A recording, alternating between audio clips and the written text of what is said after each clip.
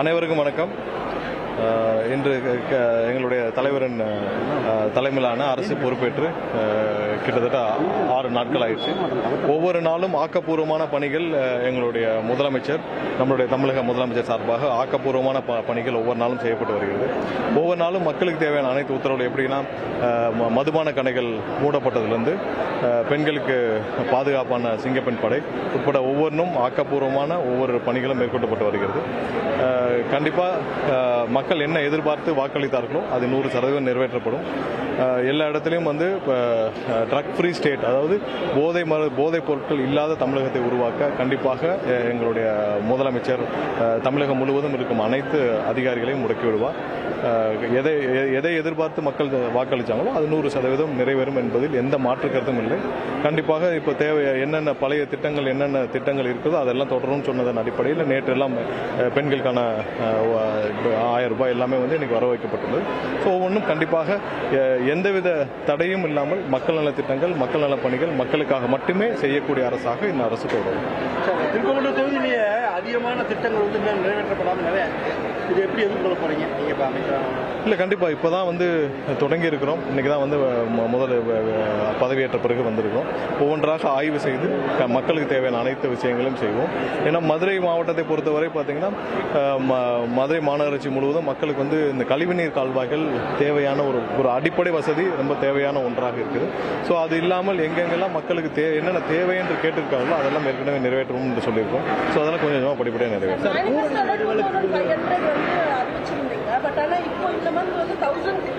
இல்லை, உங்களுக்கு இப்போ பட்ஜெட்டில் அடுத்த வர்ற நிதிநிலையில் சேர்த்து தான் அதை அறிவிக்க முடியும். ஏன்னா ஃபினான்ஷியல் பட்ஜெட் முடிஞ்ச பிறகு தான் அதை அறிவிக்க முடியும். ஸோ அதற்கான நிதி ஆதாரங்கள் எல்லாரையும் சேர்த்து தான் அறிவிக்க முடியும். ஸோ அதுக்கு கொஞ்சம் டைம் வேணும்னு கண்டிப்பாக எங்களுடைய முதலமைச்சர் சொல்லியிருக்காரு. ஏன்னா ஃபினான்ஷியல் பட்ஜெட்ஸு நீங்கள் இப்போ அடுத்த பட்ஜெட் முடிஞ்சு நிதிநிலை அறிக்கையை பார்த்த பிறகு தான் செய்ய முடியும். ஸோ அதான் நடைமுறை.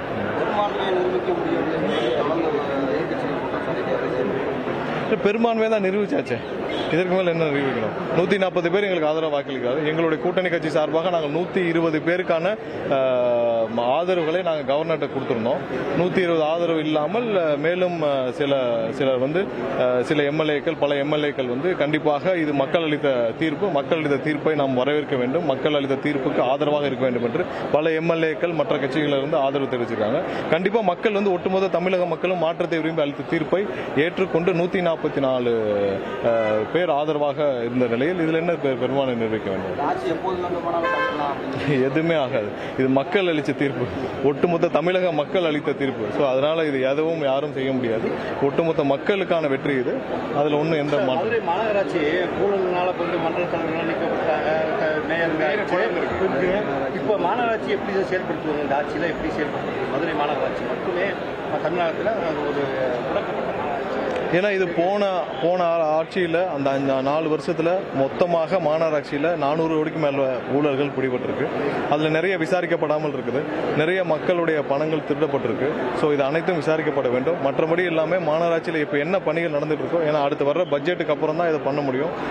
உள்ளாட்சி தேர்தலும் விரைவில் எப்போ வருதுன்னு நம்ம பார்க்கணும். ஸோ அதனால மாநகராட்சியில் இதுவரை நடந்த ஊழல்கள் அனைத்தும் இது பண்ண வேண்டும், சீரமைக்க வேண்டும்.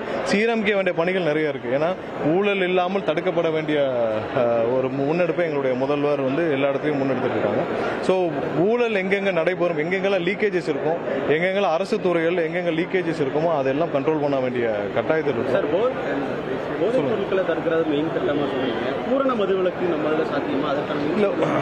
ஒவ்வொன்றும் படிப்படியாக தான் செய்ய வேண்டிய கட்டாயத்தில் இருக்கும். முதல் கட்டமாக 717 மதுபான கடைகள் மூடப்பட்டிருக்கு. அது இல்லாமல் எல்லா இடத்துலையும் குட்கா போன்ற மதுபான பொருட்கள்லாம் தடை செய்யப்பட்டிருக்கு. அதையெல்லாம் நிறுத்தப்பட வேண்டிய கட்டாயத்தில் இருக்கு. எங்கெங்கெல்லாம் இல்லீகலா மதுபானங்கள் விற்கப்படுதோ அதெல்லாம் தடுக்கப்பட வேண்டும் ஆல்ரெடி முதல்வர் சொல்லியிருக்காங்க. ஸோ இதெல்லாம் படிப்படியாக செய்யப்பட்டு என்ன தமிழக மக்களுக்கு தேவையோ அது மற்றபடி எங்கேயுமே தமிழக மக்களுக்கு விரோதமான எந்த ஸ்டெப்பையும் கண்டிப்பா முதல்வர்கள் எடுத்துருக்காங்க. நீட் தேர்வுக்கு பழைய முதல்வர் தொடர்ந்து கடிதமா எழுதுறாருன்னு சொல்லி இப்ப இருக்க முதல்வர் குற்றச்சாட்டு வச்சார். ஆனால் இப்போ முதல்வரும் திரும்ப கடிதம். ஏன்னா நீட் தேர்வு யாரோ ஒன்றிய அரசுடைய கண்ட்ரோல் இருக்கு. கண்டிப்பா ஒரு ஒரு தேர்வை கூட அவர்களால் ஒழுங்காக நடத்த முடியல. எவ்வளோ நேரம் மாணவர்கள் வந்து மன உளைச்சலுக்கு ஆளாவாங்க. ஒவ்வொரு நாளும் மாணவர்கள் வந்து மிகப்பெரிய மன உளைச்சல் இருக்காங்க. ஏன்னா இந்த தேர்வே பெரிய கஷ்டமான விஷயம். இந்த தேர்வில் வந்து இவங்க ஒரு தடவை நடத்தி முடிச்சு திரும்பவும் தேர்வு வைக்கிறாங்க, அதுக்கும் திரும்ப ப்ரிப்பேர் பண்ணணும். இது மிகப்பெரிய ஒரு வியாபாரமாகவும் இந்த நீட் தேர்வு வந்து மிகப்பெரிய வியாபாரமும் மாறி இருக்கு. சாதாரண ஏழை எளிய மக்களுக்கு வந்து ஒரு எட்டாத ஒரு இடமா இருக்கு. இதெல்லாம் மாற்றப்பட வேண்டும். நீட் வேண்டாங்கிறது தான் எங்களுடைய நோக்கம். பட் இது ஆல்ரெடி இம்ப்ளிமெண்ட் ஆயிடுச்சு. உச்சநீதிமன்றமும் ஆணையில் இருக்கு. கண்டிப்பா இதை வந்து ஒரு தேர்தலை கூட ப்ராப்பரா நடத்த முடியலன்னா இது மாணவர்களுக்கு லட்சக்கணக்கான மாணவர்கள் பெரிய மன உளைச்சலை கொடுக்கிறது. ஒவ்வொரு நாளும் தேர்தல் எப்போ வருதுன்னு தெரியாம உட்காந்துட்டு அப்புறம் தேர்தல் முடிஞ்சு அந்த தேர்வு முடிஞ்சு அந்த தேர்வுக்கான ரிசல்ட்டையும் காத்துட்டு இருந்து அதுக்கப்புறம் அதுல ரேங்கிங் வருது. நீட் ரேங்கிங்ல பெரிய குளறுபடிகள் ஒவ்வொரு தடவையும் நடக்குது.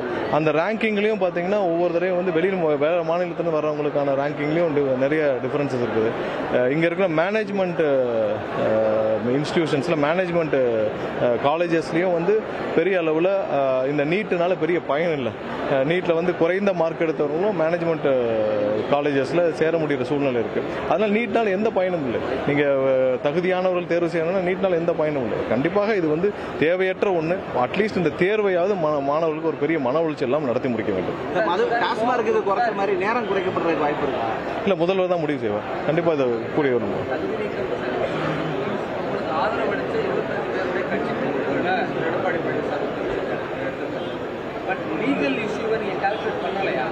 இல்ல, அதை பத்தி இல்ல, அது அவங்களுடைய உட்கட்சி விவகாரம்.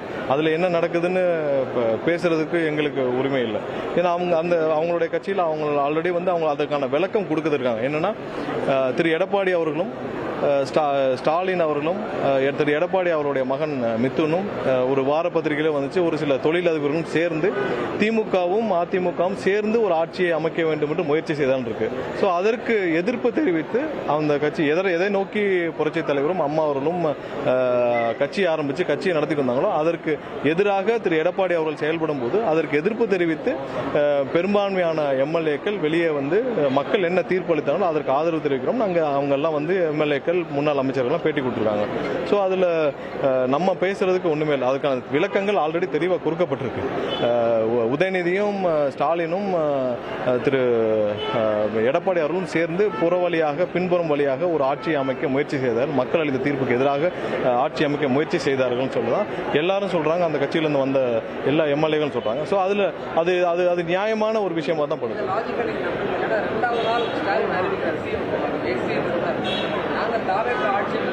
இல்ல, கண்டிப்பாக இதற்கான முயற்சிகள் 100% நடந்தது. அவர்கள் இருவரும் சேர்ந்து ஆட்சி அமைக்க 100% முயற்சி செய்தார்கள். அதை அவர்கள் கூட்டணி கட்சியில் இருந்த அனைவரிடமும் கூப்பிட்டு பேசினார்கள் என்று தகவல் கேள்விப்பட்டோம். ஸ்டாலின் அவர்களும் அவருடைய கூட்டணி கட்சியில் இருந்த முக்கிய தலைவர்களை கூப்பிட்டு ஆலோசித்தார். திரு எடப்பாடி அவர்களும் கூப்பிட்டு ஆலோசித்தார். இவரெல்லாம் ரகசியமாக பல சந்திப்புகள் நடத்தியதாக எங்களுக்கு தகவல் தெரிவிக்கப்பட்டது. கண்டிப்பாக இவர்கள் 100% முயற்சி செய்தார்கள். ஆனால் மக்கள் அளித்த தீர்ப்புக்கு எதிராக போக பெரும்பாலான கட்சிகளும் பெரும்பாலான தலைவர்களும் வேண்டாம் என்று முடிவெடுத்ததால் அந்த மிகப்பெரிய ஒரு புறவழி ஒரு பின்புறம் வழியாக ஒரு ஏற்பாடு செய்யப்பட்ட ஒரு கள்ள கூட்டணி அங்கேயே வந்து நிராகரிக்கப்பட்டது. இல்ல, முதல்வர் விரைவில் யார் யாருக்கு என்ன இலாக்கான்றதை முடிவு செய்து முதல்வர் அறிவிப்பார். அதுல